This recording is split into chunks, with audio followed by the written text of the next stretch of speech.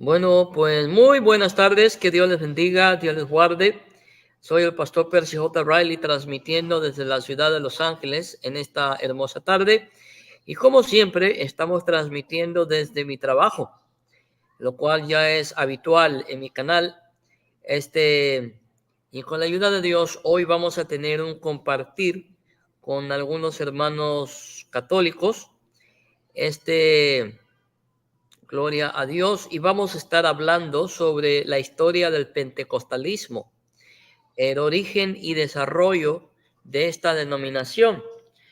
No es lo que vamos a hacer hoy, no es un ataque a la iglesia pentecostal, sino es un desarrollo de su historia. Vamos a estar viendo los antecedentes del pentecostalismo, pero antes de proseguir voy a pedirle a mi hermano de Apologética Nazaret que se presente, que diga quién es, de dónde viene y pues que se presente él mismo. Hermano, el tiempo es suyo. Gracias, hermano, por la oportunidad. Que Dios les bendiga a todos nuestros hermanos, a quienes van a estar pues atentos a este edificante tema. Todos conocemos, todos hemos visto su trabajo, hermano Percy, pues ahora aquí su servidor, un, un simple laico católico de Guatemala, paisano suyo, de Amén. origen de Patulú, Chitepeques, pues soy agrónomo de profesión. Actualmente pues tengo un trabajo de ventas de lácteos, reparto lácteos. Gracias a Dios, mañana es mi descanso. Autodidacta en la apologética y gracias a Dios también a la ayuda de muchos otros hermanos también que han podido a través de los años pues en su experiencia apoyarme con sus cursos, agradeciendo a Jesús Urones, a Dante Urbina y a todos los demás, Hugo Delgado, quienes también han podido ayudarme en mi formación espiritual, en mi formación académica, y viendo algunos otros cursos con José Miguel Arraiz en sus cursos que ha desarrollado. Y pues como le comentaba, pues de manera autodidacta aproximadamente ya llevo como unos de 7 a 10 años. Trabajé con un grupo de pastoral familiar y desde ahí pues he empezado con la defensa de la vida, el aborto, temas así, ¿verdad? Que considero yo necesarios en los jóvenes, en los matrimonios y en nuestra propia vida como pareja, un testimonio de durante casi 8 años, pues luchando por tener familia hasta que se nos dio el gran milagro de ahora, pues prácticamente tengo 3 hermosos niños, dos niñas y un varoncito.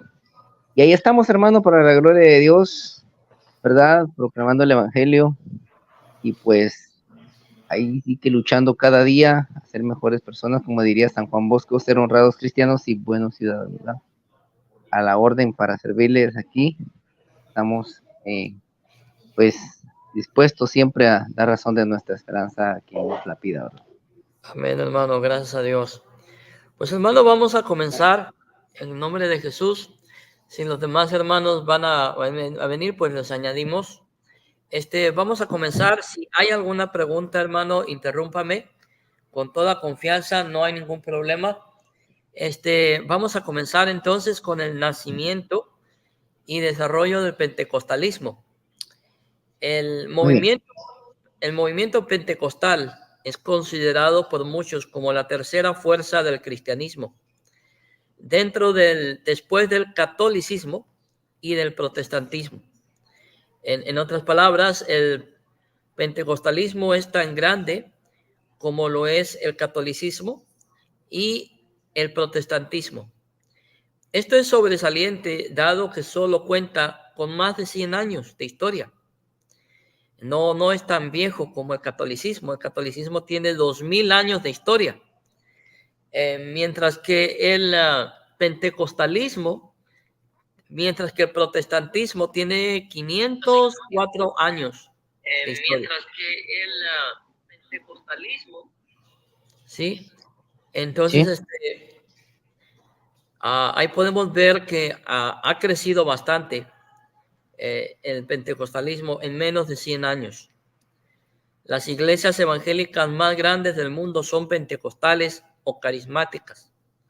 Prácticamente todas las denominaciones históricas tienen simpatizantes y practicantes del pentecostalismo, y los pentecostales y carismáticos dominan el uso de los medios de comunicación masiva en el mundo entre los protestantes. El pentecostalismo es definitivamente un distintivo del protestantismo del siglo XX. No olvidemos que el pentecostalismo nació en pleno siglo XX. Saludos cordiales, mi hermana Miriam Rodríguez. Dios me la bendiga. Muy buenas tardes o buenas noches para usted también, hermano Jorge Lima. Gloria a Dios. Gloria a Dios. Aquí Jorge Lima se está burlando, diciendo, jaja, tanta gente que te está viendo. Bueno, lo importante para mí, Jorge Lima, es que tú me estás viendo a mí. A mí, Y, pero voy a dar unas palabras. Al hermano Jorge Lima, yo creo que se perdió la parte, no, creo que no nos estaba escuchando cuando estábamos comentando de que aquellos que levantan polla es porque se tienen que revisar su vida espiritual. Definitivamente, si esto le causa molestia a alguien, definitivamente es porque algo está mal en esta persona, se tiene que revisar seriamente. correcto. Y ya vimos Totalmente. al primero que salió a la luz. Sí, y dice, se burla pues, nadie te está viendo. ¿Y él qué es? ¿Es un espejismo, un fantasma? Pues bienvenido, Jorge Limas, eres bienvenido a quedarte, si no, pues también eres bienvenido a irte. Yo no estoy Amén. por números, yo no estoy por números, yo estoy por personas. Bien Así dicho. como la hermana Miriam Rodríguez y mi hermano de Apologética Nazaret, yo ya estoy suficientemente bien servido, ¿sí? Así que si te quieres quedar, quédate. Si no, eres bienvenido a irte por donde viniste. Pues vamos a seguir, hermano. Ahora vamos a ver los Claro. antecedentes del pentecostalismo. ¿Alguna pregunta, hermano, en este tiempo que hemos tenido? No, al contrario, es interesante el dato que se está dando por el corto tiempo. Fíjese que es interesante que haya crecido tanto en un lapso para, al menos en la historia, ser sumamente, por así decirlo, aceptado en este aspecto.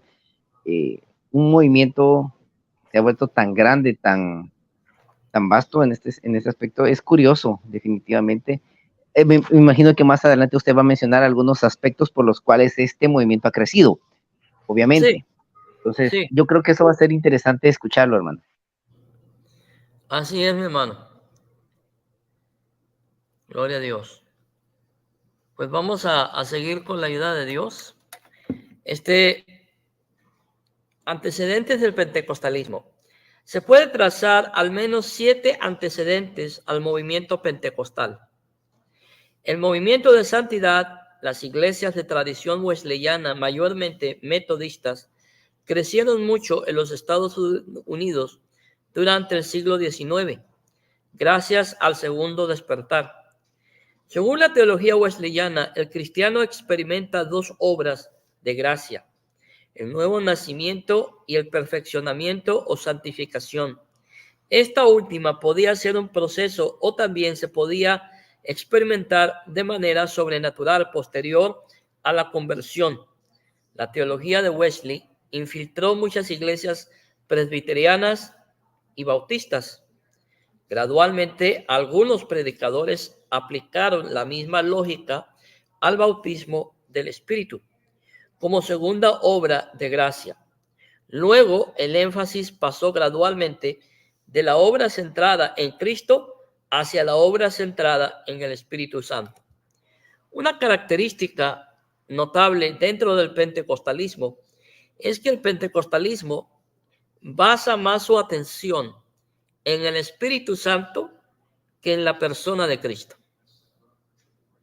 Si nos damos de cuenta, desde el principio, el pentecostalismo se centró más en el mover del Espíritu Santo que en la persona de Cristo. Con esto, no estoy diciendo de ninguna manera que el pentecostalismo rechazó a Cristo. No, es no lo que estoy diciendo. Lo que estoy diciendo es que el pentecostalismo se centró en la persona del Espíritu Santo. El segundo gran despertar, muchos creen que Carlos Finney fue el verdadero padre del pentecostalismo. Sus cruzadas se distinguieron con un profundo énfasis en las experiencias emocionales.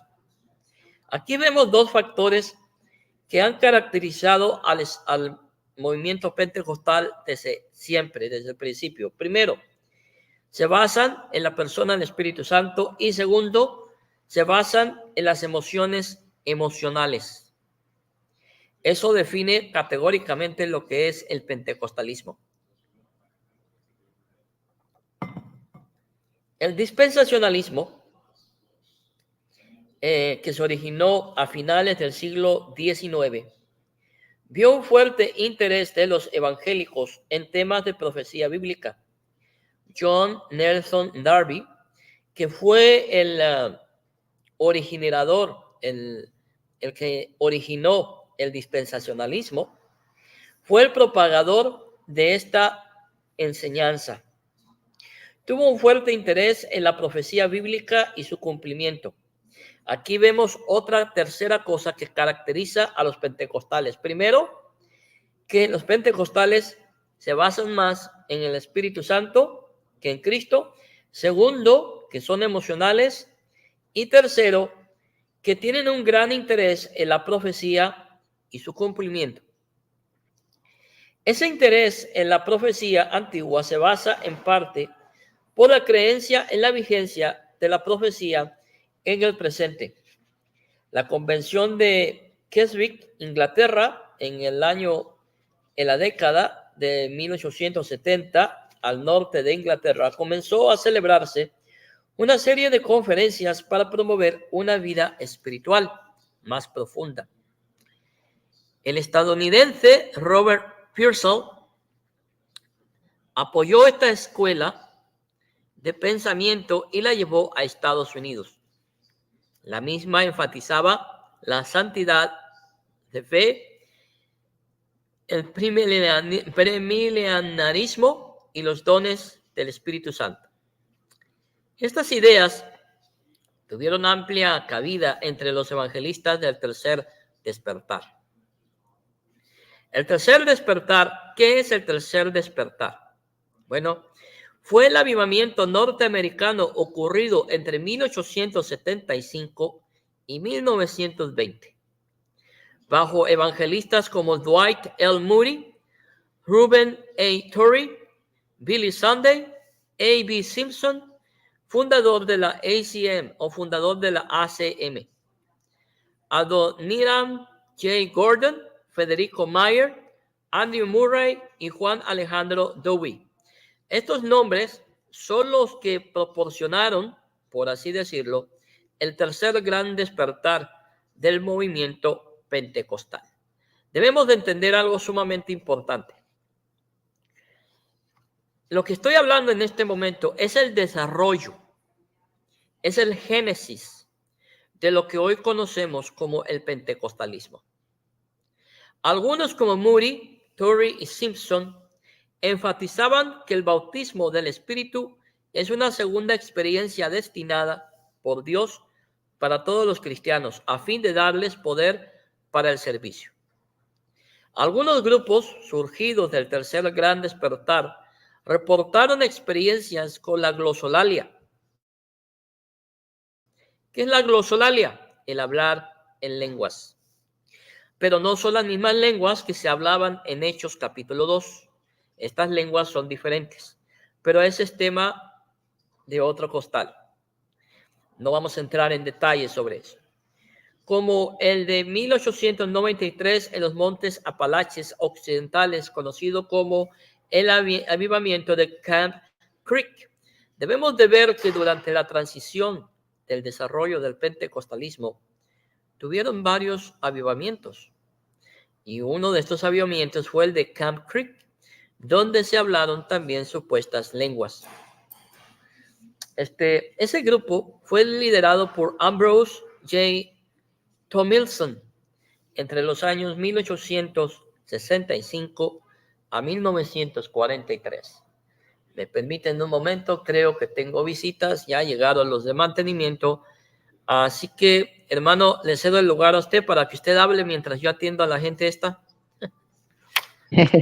Claro, no, es interesante.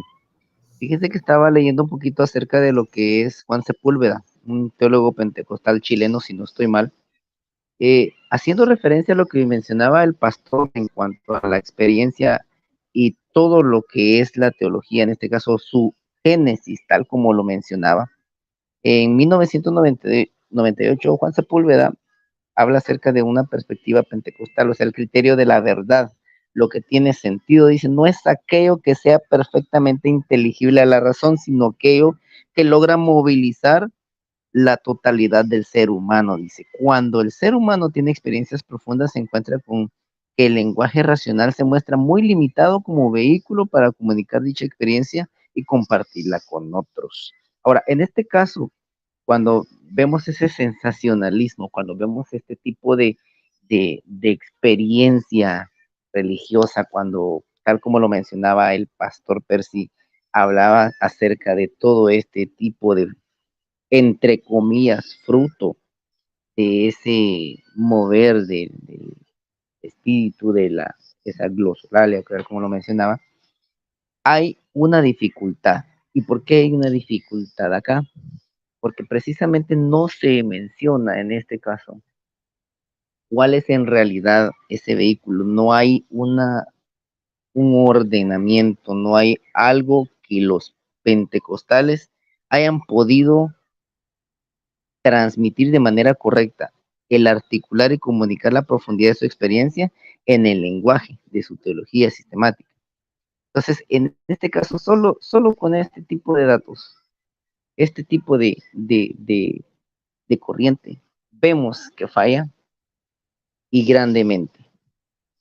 No obstante, hay que recordar que este movimiento, este tipo de sensacionalismo, no solo se ha dado en esto, obviamente, tal y como lo mencionaba el pastor Percy, esta es otra arena de otro costal, pero es un factor común que se ha dado en otros movimientos también, no solo en el pentecostalismo, sino que ahora se ha expandido como germen hacia otros tipos de movimientos. Sí, hay muchos, el testimonio es bastante, ¿verdad? Entonces, la vida del pentecostalismo es sin duda alguna amplia, extensa, dado que pues el mover ese sentimentalismo pues es contagioso definitivamente.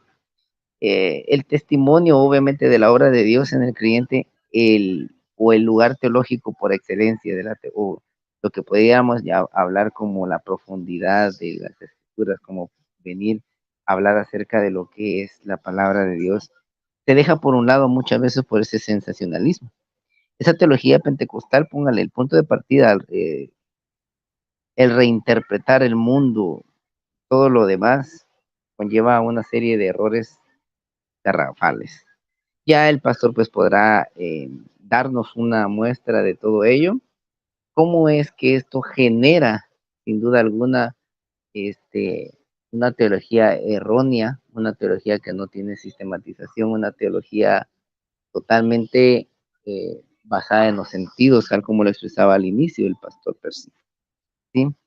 Entonces, a partir de todo este contenido de supuesta fe, eh, esta experiencia, este tipo de comunicación, entre comillas, del mover, el accionar del Espíritu Santo, pues ha sido contagioso y es un fenómeno, también como podríamos llamarle como contradictorias, porque si de verdad estamos hablando acerca de lo que es una unidad, algo que es verdadero, ¿cómo puede ser posible que haya tanta contradicción entre unos y otros al mismo tiempo? ¿Sí? Entonces, difícil precisamente tocar este tipo de situaciones porque no hay una unidad. Y el mandamiento del Señor así lo ha dicho, creamos, que seamos uno, como es Él. Entonces, este acontecimiento, sin duda, esta experiencia, pues definitivamente en su teología eh, sobresale, al menos a mi criterio en lo personal, es garrafal, basándose en los sentimientos. ¿Qué pasaría si esto se dejara de sentir? Daría la pregunta del millón, ¿verdad? Pastor Percy, otra vez de Hermano, nuevo en línea. sí, mi hermano, ya estamos acá, gracias a Dios. Bueno, ¿qué pasaría si se dejara de sentir? Es una buena pregunta, una buena observación. Lamentablemente, el pentecostalismo es una denominación que desde su principio fue basada en los sentimientos, en las emociones. Cuando un pentecostal no siente nada, para ellos el Espíritu Santo no se está moviendo. No hay Espíritu Santo ahí. ¿Por qué? Porque no se siente nada. Eso es la respuesta. Y lamentablemente eso es muy real. El pentecostalismo, desde sus principios, y no estoy hablando en contra de ellos, ni tampoco me estoy excusando ni pidiendo perdón, es lo que la historia del pentecostalismo me está enseñando, que desde un principio el pentecostalismo fue basado en emociones, sensaciones, en lo bonito que se siente. Para ellos el Espíritu Santo es una sensación, no es una persona. Entonces, como bien lo dijo mi hermano de Apologética Nazaret, ¿qué pasaría? Bueno, pues para ellos eso es el Espíritu Santo. Si no se mueve, si no se siente una sensación, una electricidad, el Espíritu Santo no está ahí. Entonces ellos basan más en emociones que en fe. Y el cristiano no se mueve por lo que siente, por lo que experimenta. El cristiano se mueve por fe, porque es lo que la Biblia nos enseña, ¿sí? Pero bueno, gracias mi hermano por su intervención. Ahora vamos a ver el nacimiento del pentecostalismo. Antes estábamos viendo el desarrollo del pentecostalismo, cómo se organizó, cómo empezó. Pero hoy vamos a ver su nacimiento. Esto es como cuando una mujer queda embarazada, ¿sí? Cuando una mujer queda embarazada, no está el bebé formado, sino que el bebé empieza a formarse a través de un proceso de meses. Y ya cuando el bebé está completamente formado y es hora de nacer a los 9 meses, el niño nace. Bueno, aquí vamos a hablar del pentecostalismo, del nacimiento del pentecostalismo. El pentecostalismo moderno, el pentecostalismo como lo conocemos hoy, no nació en Jerusalén, así, directo, al grano, sin tapujos, sin mentiras, tapando la historia. El pentecostalismo nació en Estados Unidos, no nació en Jerusalén. Hay pentecostales que dicen que ellos vienen el día de Pentecostés en Hechos capítulo 2. Eso no es cierto, eso es mentira. Así como son las cosas. El pentecostalismo no nació en Jerusalén, nació en Estados Unidos. Aquí vamos a ver cuándo nació. El comienzo del pentecostalismo puede remontarse a dos eventos. Uno ocurrido en 1901 en Topeka, Kansas, y el otro en la calle Azusa, en Los Ángeles, en 1906. Curiosamente, esta calle Azusa está en el centro de Los Ángeles, a 20 minutos exactamente, en Los Ángeles, California, 1906. A 20 minutos de la casa de ustedes. A 20 minutos. Ya no está la iglesia esa ahí, ya no está el edificio ahí. ¿Saben lo que hay ahora? Hay un centro comercial y directamente donde fue el epicentro del nacimiento del pentecostalismo, hay un bote de basura junto con una placa conmemorativa donde dice que ahí ocurrió el avivamiento de Azusa, de la calle Azusa en Los Ángeles. En otras palabras, ahí hay un bote de basura y una placa conmemorativa donde nació el pentecostalismo. Esto no lo digo yo, esto lo dice la historia. Si no me cree, está bienvenido a venir a Los Ángeles y visitar el lugar donde nació el pentecostalismo. Vaya y visite, mi estimado, y se va a dar cuenta. Como estaba diciendo, el comienzo del pentecostalismo puede remontarse a dos eventos. ¿Cuáles son estos? En Topeka, Kansas, en 1901, y el otro en la calle Azusa, en Los Ángeles, en 1906. La escuela bíblica Bethel de Topeka, Kansas, el predicador metodista Carlos F. Perham, quien vivió entre los años 1873 a 1929, inició una escuela bíblica en Topeka a finales de 1900. En esa escuela, él y sus alumnos debatieron distintos temas teológicos, sobresaliendo los relacionados con el bautismo del Espíritu. Parham dejó la escuela unos días para predicar en Kansas y al volver halló a 40 estudiantes convencidos de que hablar en lenguas era señal indispensable del bautismo del Espíritu Santo. O sea que antes de ese año no se practicaba el don de lenguas. La madrugada del 1 de enero de 1904, tras imponer manos a los estudiantes, Agnes Osman, que era una mujer, comenzó a hablar en lo que a ellos les pareció que era un idioma chino. En otras palabras, cuando esta mujer, Agnes Osman, empezó a hablar en lenguas, estos estudiantes, que por cierto todos eran blancos, todos pensaron que lo que ella estaba hablando era el idioma chino. O sea, a ellos se les ocurrió que era chino. Ninguno de ellos hablaba chino.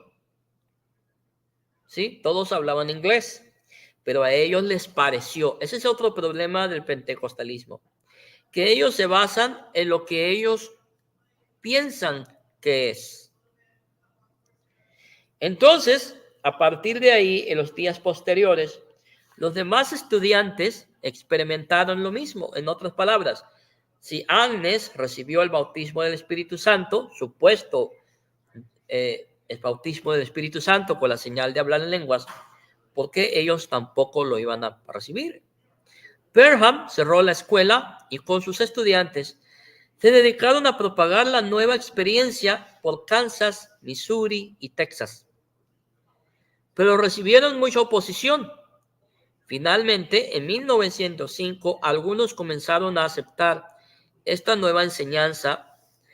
Así inició una nueva escuela en Houston y de ahí la influencia llegó a la calle Azusa en Los Ángeles. Así empezó el movimiento pentecostal. Los eventos, un saludo cordial a mi hermana debajo de la higuera, que Dios la bendiga y la guarde. Gracias por sus saludos. Estamos hablando en este momento sobre la historia del pentecostalismo, cómo nació esta denominación. Los eventos de la calle Azusa en Los Ángeles, California, fueron de tal manera que toda esta noticia se propagó por todos lados. Guillermo Seymour, o William Seymour en español, en inglés, vivió entre 1870 a 1922. William, o Guillermo Seymour, era un predicador afroamericano bautista que oyó lo que estaba ocurriendo en Houston, en la escuela de Perham, por una mujer que había estado allá, orando en su hogar junto con otros creyentes. Seymour reportó que el 9 de abril recibieron el don de lenguas tras una experiencia energizante con el Espíritu Santo, quien según ellos hacía a las personas caer al piso. En otras palabras, esa tendencia de caerse de espaldas comenzó en la iglesia que pastoreaba William Seymour. Entonces, cuando estas personas caían al piso, el Espíritu Santo supuestamente les otorgaba distintos tipos de experiencias. Efectos inmediatos, las noticias corrieron, mejor dicho, como pólvora, y comenzó a propagarse el movimiento dentro y fuera de Estados Unidos.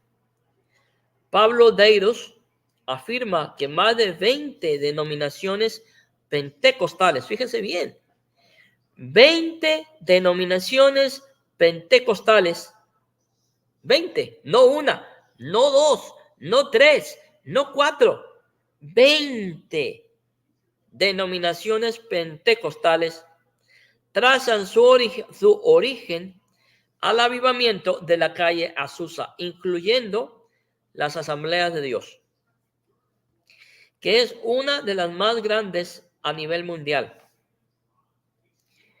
Curiosamente, al principio, varios líderes evangélicos como Turrey rechazaron las lenguas. En otras palabras, no todo mundo aceptó las lenguas, no todo mundo aceptó el nuevo movimiento pentecostal. Muchos protestantes históricos rechazaron el movimiento pentecostal. ¿Por qué lo rechazaron? Porque para ellos, los pentecostales, eran unos herejes. En general, la mayoría de fundamentalistas de la época las interpretaron como obra del diablo. Ese era el concepto que los protestantes históricos tenían del movimiento naciente pentecostal. Pensaban que era una obra del mismo diablo. Hermano, Mande, dígame. voy a esto no solo para hacer un punto de observación acá, algo acerca que dijo sobre la pérdida del control en este caso, este tipo de sensacionalismo. Tal vez más tarde nos explica, así tal vez brevemente, ¿hay algún versículo que podamos usar en este sentido de la Biblia para poder refutar el hecho de que se pierda total conocimiento? Es decir, si se basan en el emocionalismo, en todas esas emociones y todo, ¿qué nos dice la Sagrada Escritura? ¿Es correcto esto? Es decir, que nos quedemos privados por completo y que no sepamos qué es lo que pasó.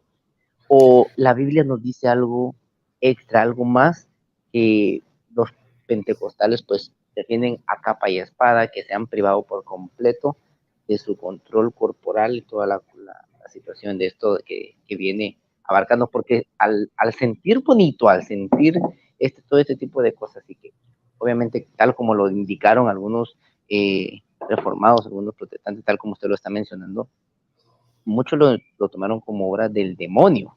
Entonces, Sí.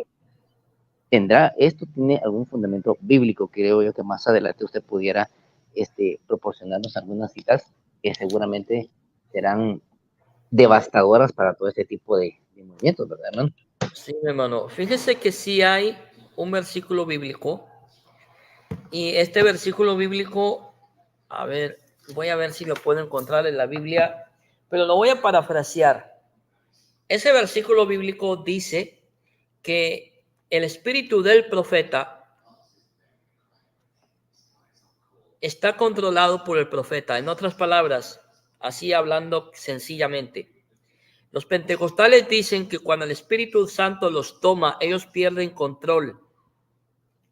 Eso es mentira, porque lo que la Biblia enseña es que el profeta tiene dominio de sí mismo, tiene dominio de todas sus facultades, tiene dominio y no pierde conciencia. Él sabe lo que está haciendo y lo que está pasando.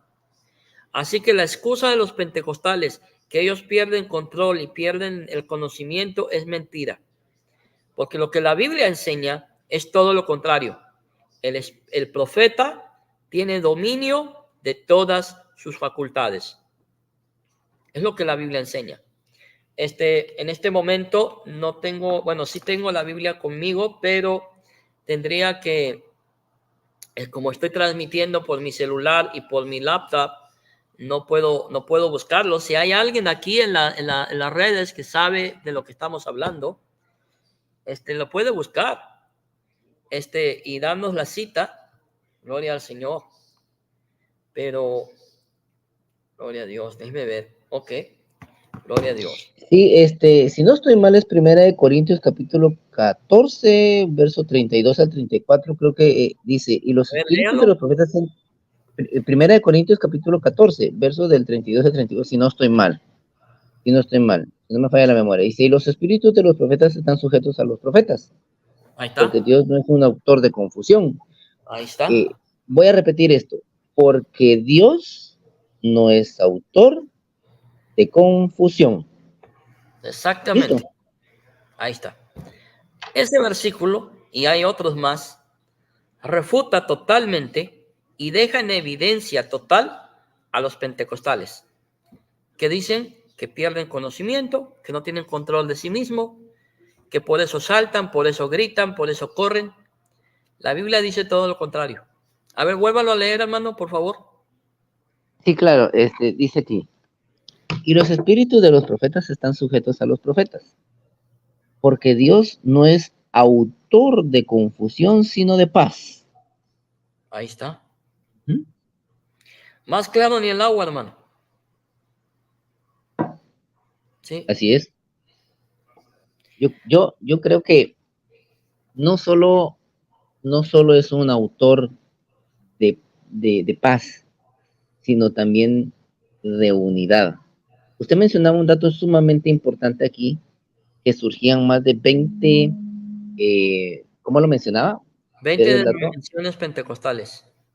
20, 20, no una, no dos, 20. Entonces, yo creo que más, como, tal como lo dice, yo creo que más claro. El agua, como decimos, va más claro no canta un gallo, ¿verdad? Aquí en este sentido. Entonces, y para finalizar el texto dice, pero hágase todo decentemente y con orden. O sea, Jesucristo nos deja un orden establecido. Y yo creo que esta palabra no les gusta mucho también.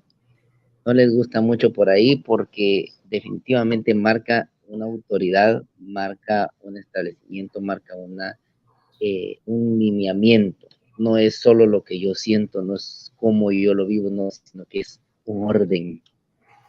¿Sí? Y si no tenemos orden, definitivamente entonces estamos fuera de lo que las Sagradas Escrituras nos enseñan. Así de simple. Así de simple, hermano. Más claro ni el agua. Entonces, pues, proseguimos. Pocas iglesias tuvieron una actitud ambivalente.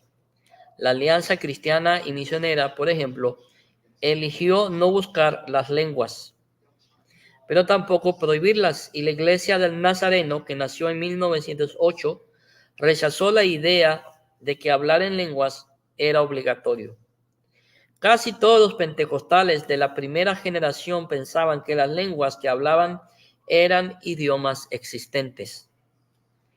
Muchos, fíjese bien, hermano, lo que sucede aquí.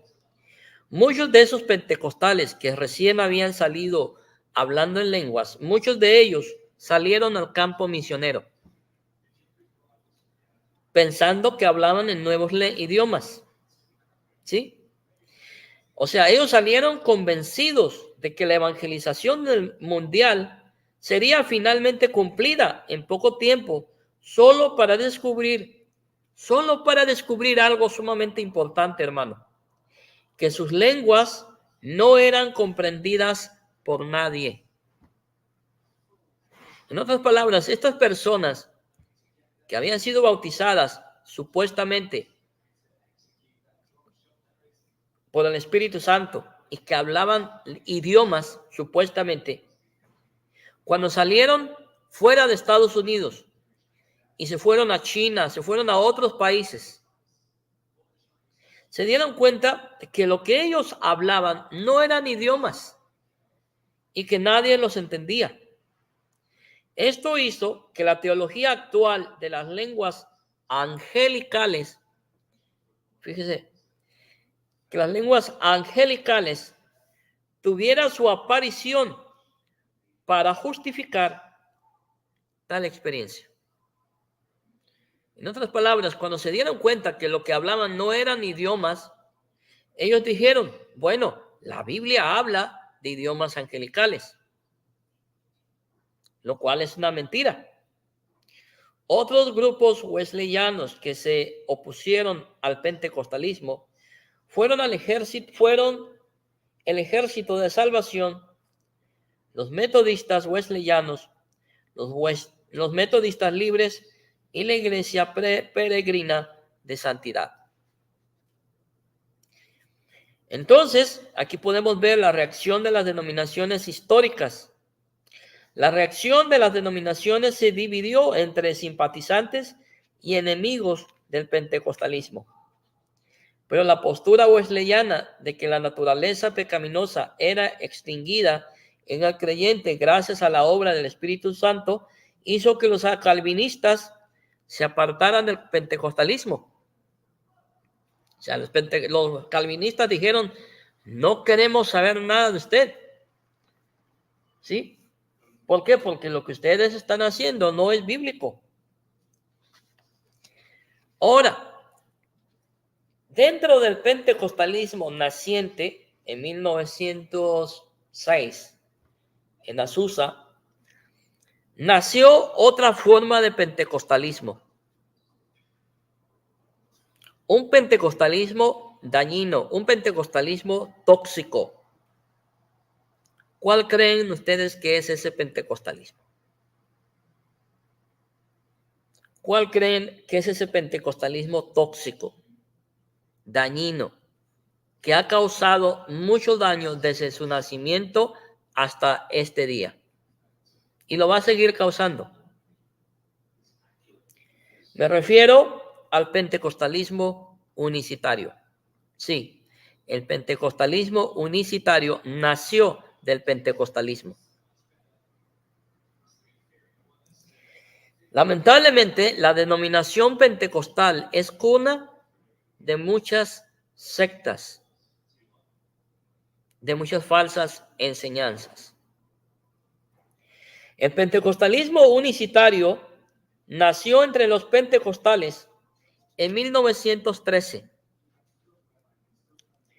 Un grupo que comenzó a asegurar que el único bautismo válido era el efectuado en el nombre de Jesús. Su texto base, Hechos, capítulo 2, verso 38. Robert Edward McAllister, predicador pentecostal canadiense, en abril de 1913, en un campamento con más de 1,500 personas, mayormente pastores, celebrado en Arroyo Seco, aquí cerca, aquí en California, como a 1,5 horas, si no me equivoco, de donde yo vivo. 1,5 horas en Arroyo Seco. Ahí comenzó el unicitarismo. ¿Sí? Este pastor afirmó haber recibido la revelación. Fíjese bien, todas las sectas nacen por una revelación. Los testigos de Jehová, los mormones y otras más, y también los unicitarios.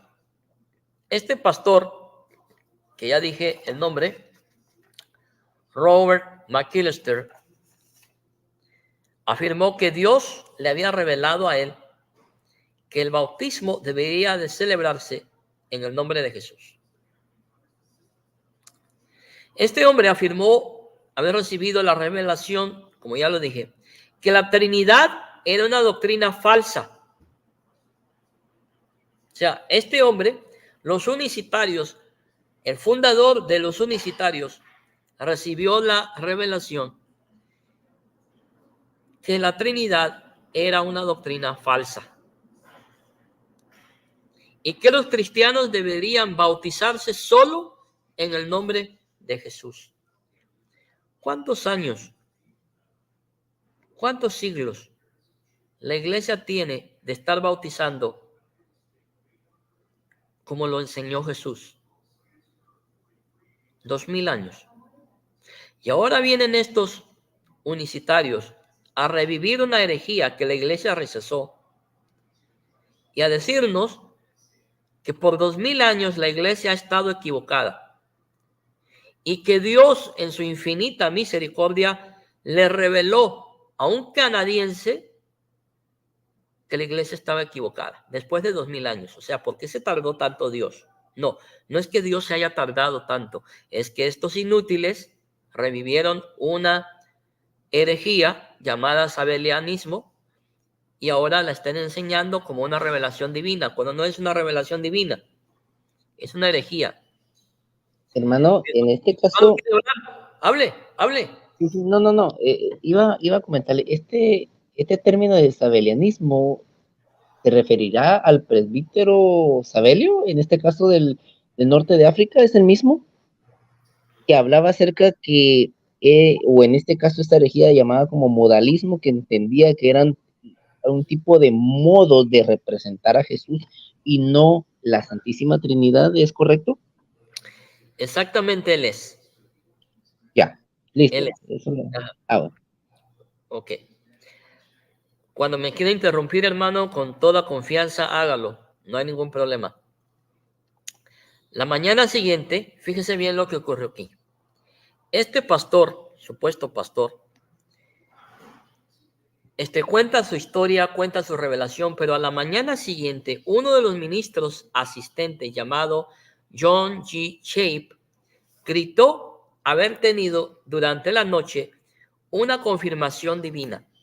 Otro que recibe otra revelación para confirmar la revelación que había tenido el día anterior esta persona. No se dan de cuenta algo que todas las sectas siempre tienen una revelación de parte de Dios, entre comillas, que les dice que la doctrina que la iglesia ha estado enseñando por 2000 años es falsa. ¿Se dan de cuenta de la secuencia? Muchos de los asistentes aceptaron la nueva doctrina.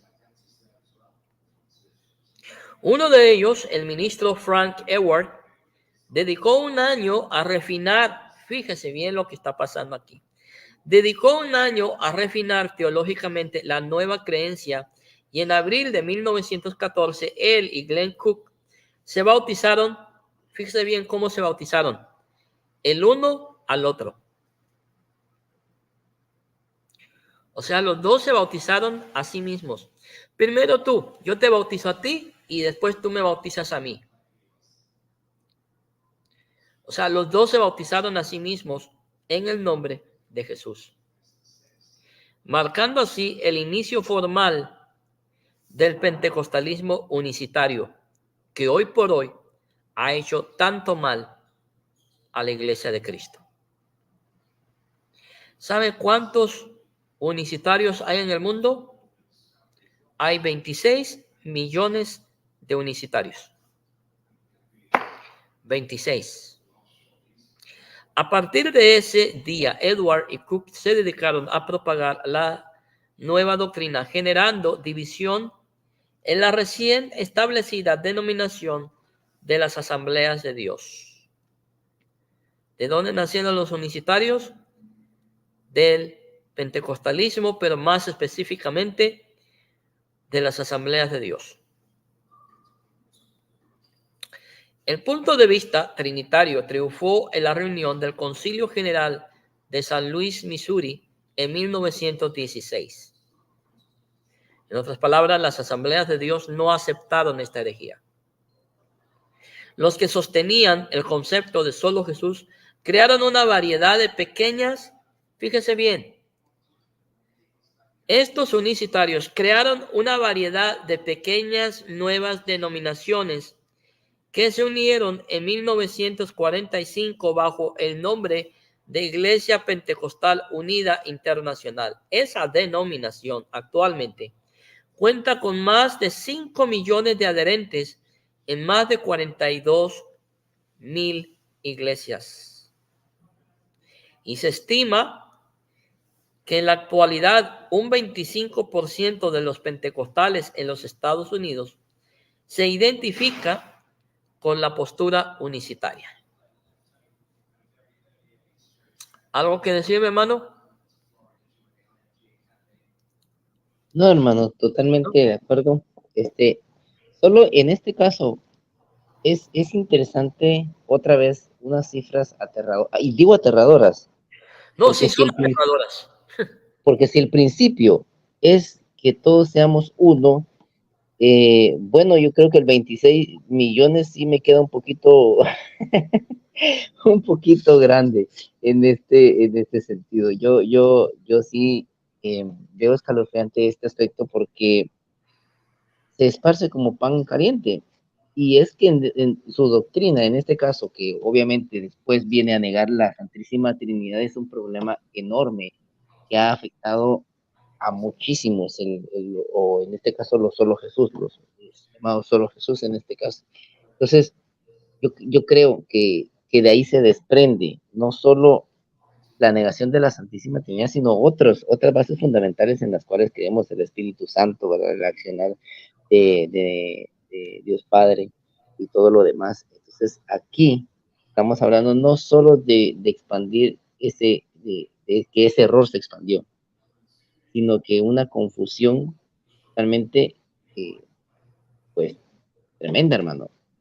Imagínense que el centro en nuestra fe es la Trinidad, en este caso, la, el, el, la creencia en este sentido viene a confundir mucho a las personas incrédulas, hermano. Sí. Y curioso que al otro día y que vengan solo de la noche a la mañana, debe ser fuerte en este sentido la confusión. Tenemos que pedir mucho por eso, porque son, imagínate, y ese dato no lo tenía. Este dato yo creía que pues era pues algo pues simple, ¿no? Y sí es escalofriante, hermano. No, y otra cosa, hermano, que aún en los unicitarios están divididos, no Sí, están unidos. Tienen diferentes formas de creer sobre la unicidad. ya. Pues, imagínense, este, bueno, vamos ahora, ¿ya no tiene algo más que decir o seguimos? No, hermano, sigo escuchando. Ok. Cuando quiera interrumpirme, solamente hágalo. Ahora veamos la expansión del pentecostalismo. El pentecostalismo es visto por muchos como un océano bañando el mundo por etapas u oleajes. Se dice que hay tres olas pentecostales. La primera fue la de Azusa a principios del siglo XX. La segunda en la década de los 50 y la tercera en los años recientes. Hablemos sobre la primera ola del movimiento pentecostal. Las iglesias pentecostales crecieron extraordinariamente desde su inicio por su agresivo celo evangélico y misionero. Una serie de denominaciones pentecostales surgieron en las primeras décadas del siglo XX. Dos ejemplos destacables son las Asambleas de Dios, fundadas en 1914 tras la controversia unicitaria, y la Iglesia Cuadrangular, fundada en 1923 por la controversial predicadora Amy Semple McPherson. Esta Amy Semple McPherson era una actriz estadounidense que estuvo envuelta en muchos escándalos de índole moral y fue la fundadora de la Iglesia Cuadrangular, como ya lo dije, fundada en 1923. Pero su crecimiento tuvo que abrirse paso entre muchos obstáculos. La conferencia de fundamentalistas norteamericanos en Chicago, por ejemplo, rechazó definitivamente el pentecostalismo en 1928, afirmando que era una amenaza para la iglesia. Pero ese rechazo duró poco, pues en 1943 fueron admitidos en la recién fundada Asociación Nacional de Evangélicos. Además, la primera ola pentecostal cruzó fronteras casi de inmediato. Pronto se plantaron iglesias en todos los continentes. Thomas B. Barrett, por ejemplo, tras asistir en Azusa en 1906, llevó el pentecostalismo a Europa y junto con otro líder de apellido Petrus, levantaron enormes iglesias pentecostales en Oslo y Estocolmo. El líder de la Sociedad Alemana de Santidad, el pastor Jonathan A. Paul, se convirtió al pentecostalismo en 1907, pero no logró sino ser expulsado por sus hermanos en la fe. Algo sumamente interesante. Permítanme un momento. Gloria a Dios. Entonces, este hombre que había sido expulsado, inicia su propia iglesia pentecostal. Algo muy curioso, ¿no? Si me expulsan, no hay problema. Yo puedo abrir mi propia iglesia después. Y fue lo que él hizo. Él abrió su propia iglesia pentecostal, lo que provocó que toda la iglesia alemana condenara enérgicamente el movimiento como diabólico.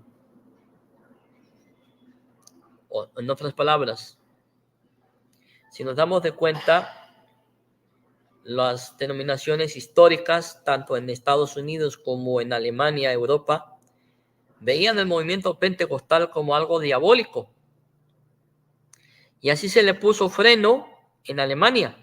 En India hubo un movimiento pentecostal autóctono en Mitki en 1906 que fue reforzado por misioneros pentecostales provenientes de Estados Unidos e Inglaterra. En 1909 el mensaje pentecostal llegó a China y a Corea. En 1910 comenzó un fuerte movimiento pentecostal en Chile bajo el liderazgo del pastor metodista Willis C. Huber, que dio origen a la Iglesia Metodista Pentecostal. En Brasil, el movimiento pentecostal surgió en 1910 por Luis Franciscón, quien abandonó la iglesia presbiteriana para fundar la Congregación Cristiana del Brasil.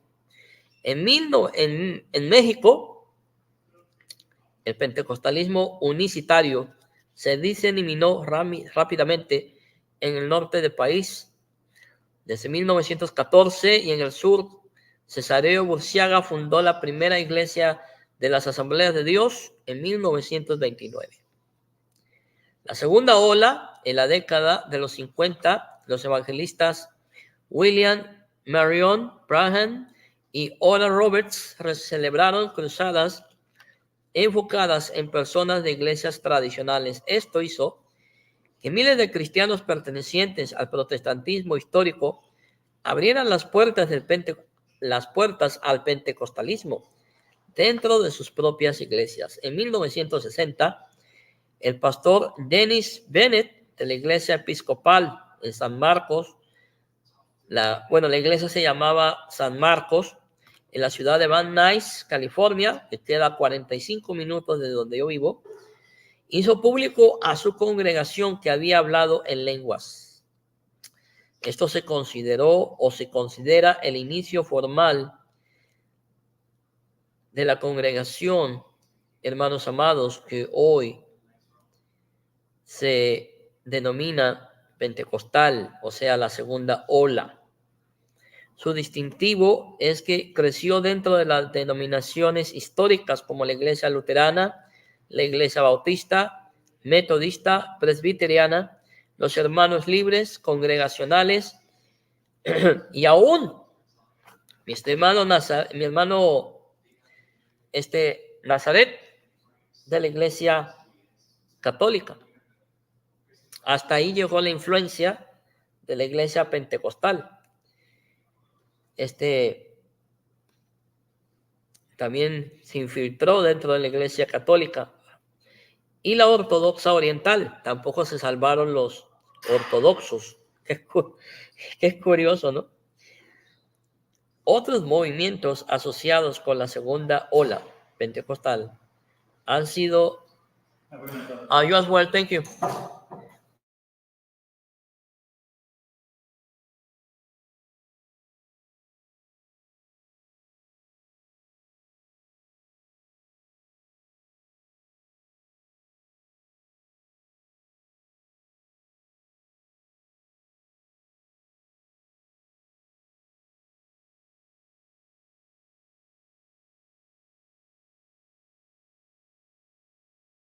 asociados con la segunda ola pentecostal a importantes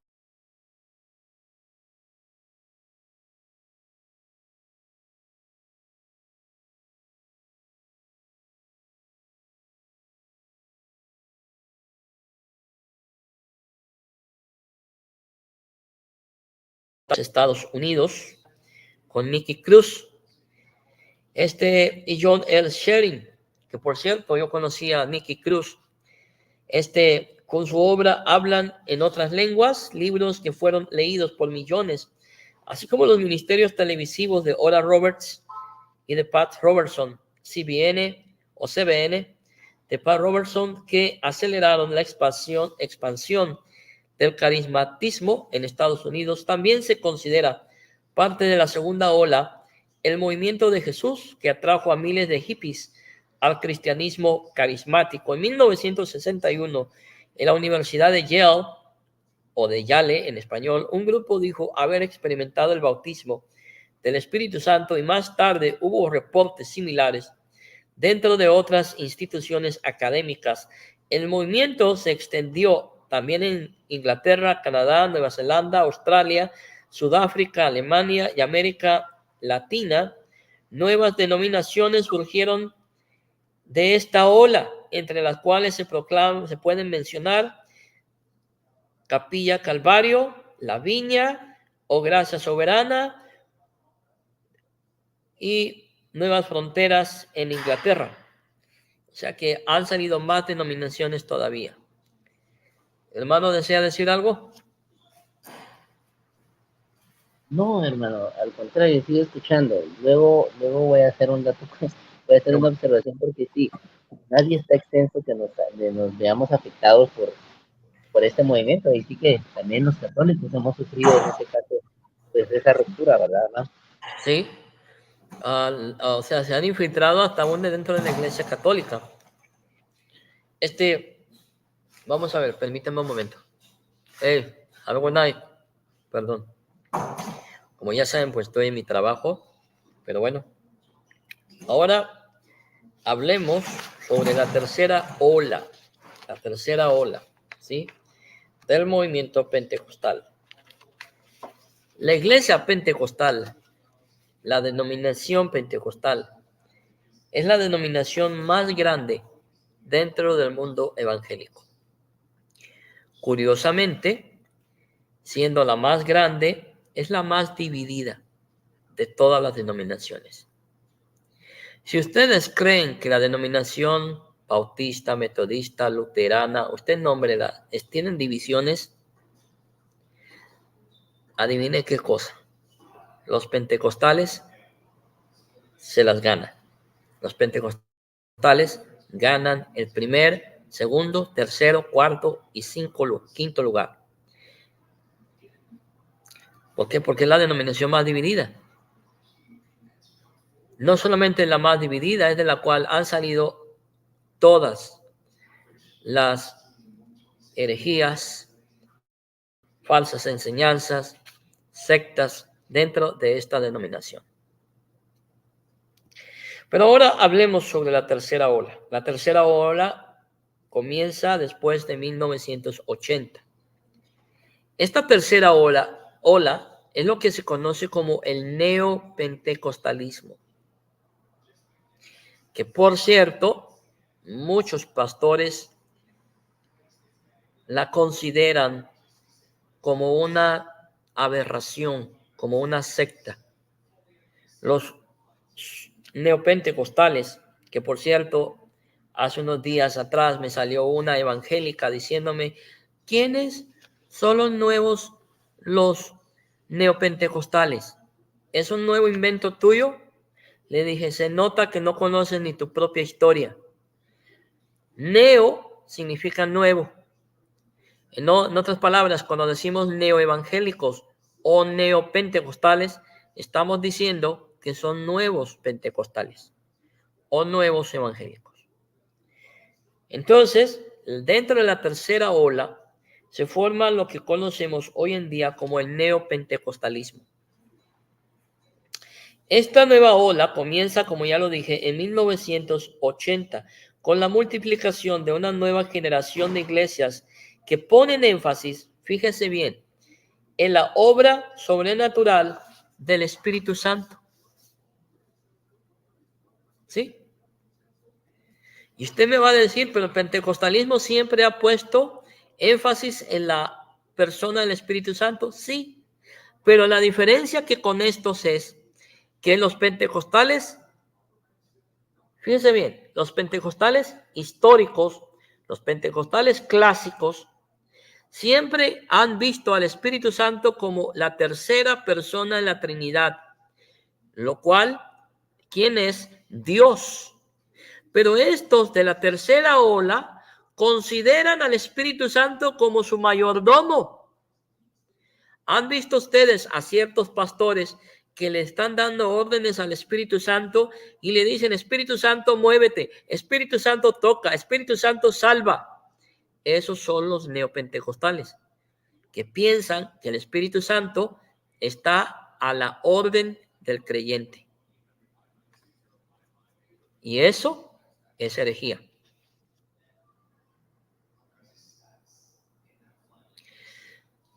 Por esto, esta afiliación carismática o pentecostal entre los primeros precursores de este movimiento se identifican a Donald McGavran y Peter Wagner. Su énfasis está más en la llenura que en el bautismo del Espíritu Santo. Son continuistas en cuanto a los dones, pero no dogmáticos en cuanto a hablar en lenguas. Desarrollan nuevas estructuras de liderazgo y liturgia contemporáneas. Están más enfocados en el futuro que en la tradición. Se involucran más a nivel social y misionero. Tienen una fuerte participación de los voluntarios, pero muchos se inclinan hacia la teología de la prosperidad, lo que se conoce como el evangelio de la prosperidad. Yo sé que ya han escuchado sobre el evangelio de la prosperidad. Las expresiones neopentecostales autóctonas de América, de Hispanoamérica, Asia y África, entre la segunda y la tercera ola, son incontables. Algunos ejemplos que se pueden mencionar sin juzgar si son buenos o malos, a lo cual yo diría que son pésimos, son estos. La Misión Elim en Guatemala, Movimiento Misionero Mundial en Perú, Iglesia de Dios Ministerial de Jesucristo en Colombia, Casa de Oración en México, Iglesia Universal del Reino de Dios, Brasil, Iglesia Cristiana Sion, Sudáfrica, y un sinnúmero de iglesias en países como las Filipinas, Singapur, Nigeria, Costa de Marfil, Corea del Norte, y así podríamos seguir mencionando país tras país. Actualmente los neopentecostales y carismáticos suman aproximadamente, fíjate bien hermano, actualmente los pentecostales, neopentecostales y carismáticos suman aproximadamente 670 mil millones de personas o 670 millones de personas en el mundo. Esto es el 8.4% de la población mundial en más de 19.300 denominaciones. Repito, 19.300 denominaciones. ¿Oyeron esto? Esto es lo mismo que decir que una parte de una persona de cada 12 en el mundo, 35% de todas las pentecostales, perdón, déjenme comenzar de nuevo. Ya me confundí, es que hay gente por acá y me estoy distrayendo. Ok, voy a comenzar de nuevo.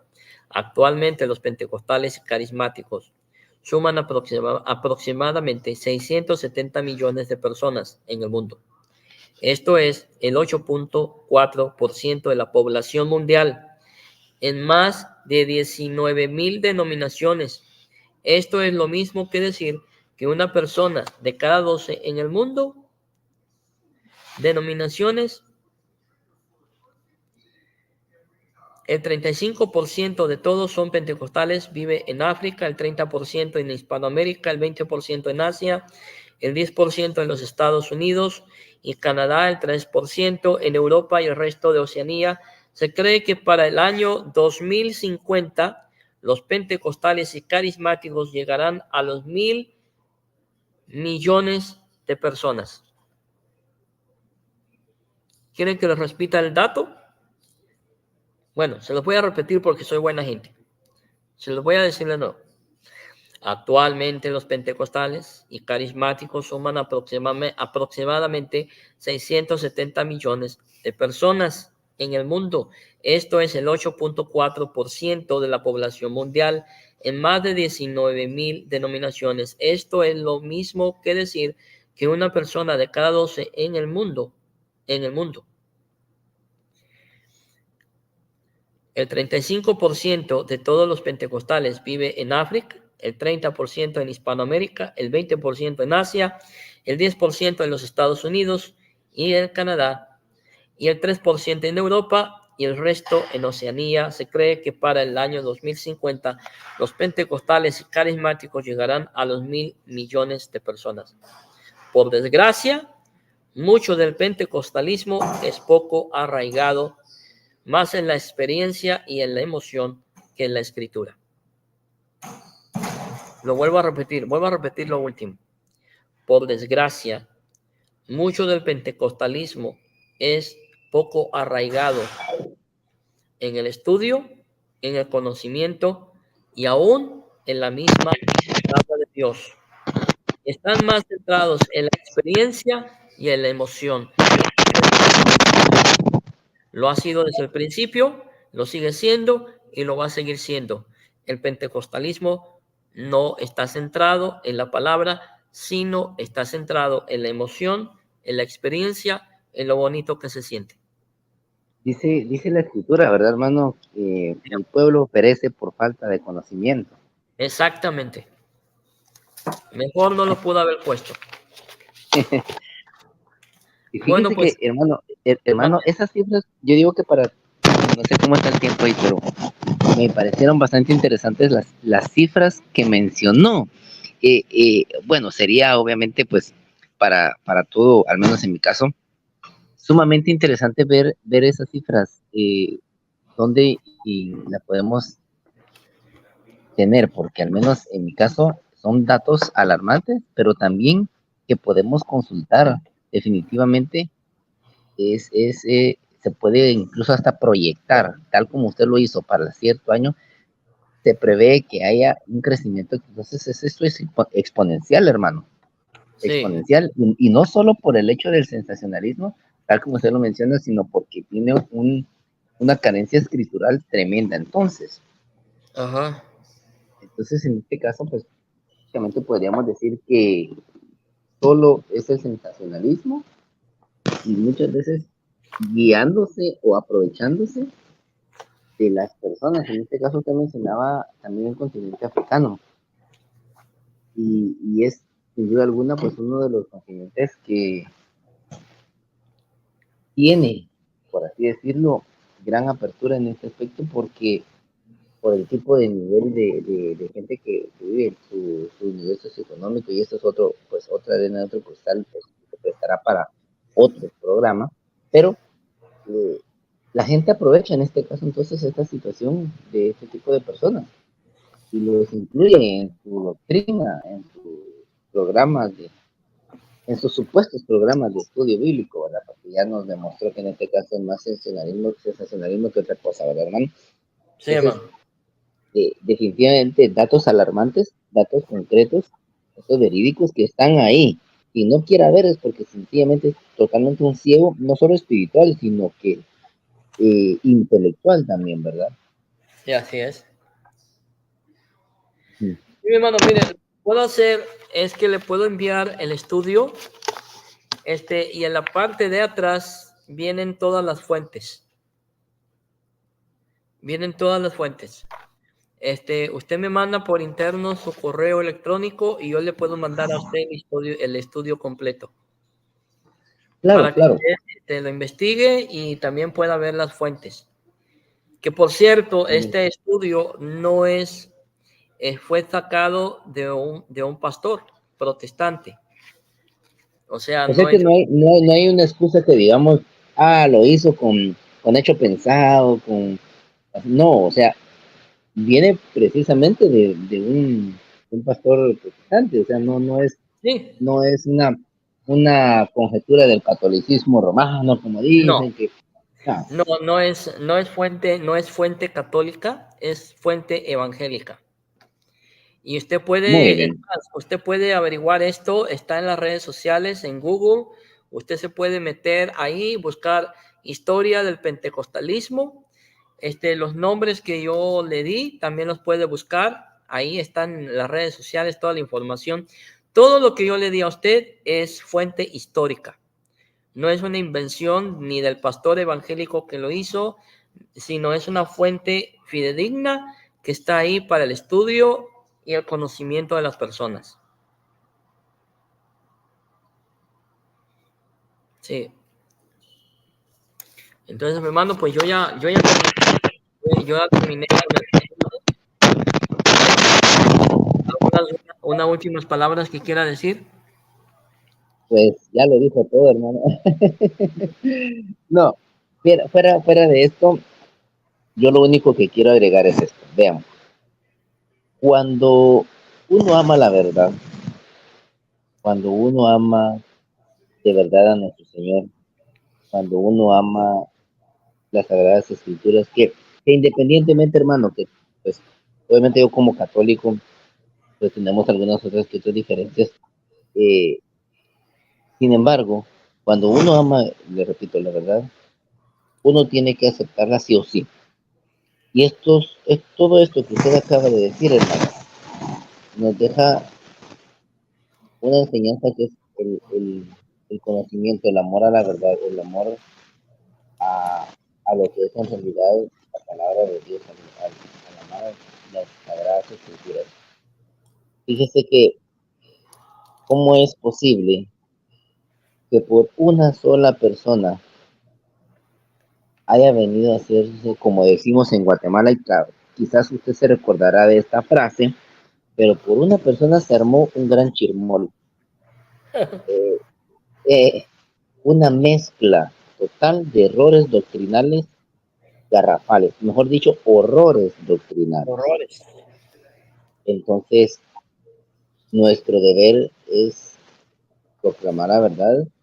Cristian Huerta decía algo y lo mencionó. eh, Nosotros no tenemos la verdad, es la verdad quien nos tiene a nosotros y definitivamente permanecer en ella nos va a venir a evitar este tipo de errores doctrinales que tanto daño han hecho al mundo entero. Llegar a negar la Trinidad a tal extremo es sin duda alguna una herejía muy, muy fuerte. Obviamente, ya quizás en un futuro, pues usted también nos pueda hablar un poquito acerca de lo que dicen los padres de la iglesia sobre lo que son estas herejías del pentecostalismo, ¿verdad? Porque obviamente también la voz de los santos padres de la iglesia se ha de haber hecho presente, y no solo porque ellos hayan previsto el futuro, no, sino que este tipo de situaciones ya se vivía también en la historia.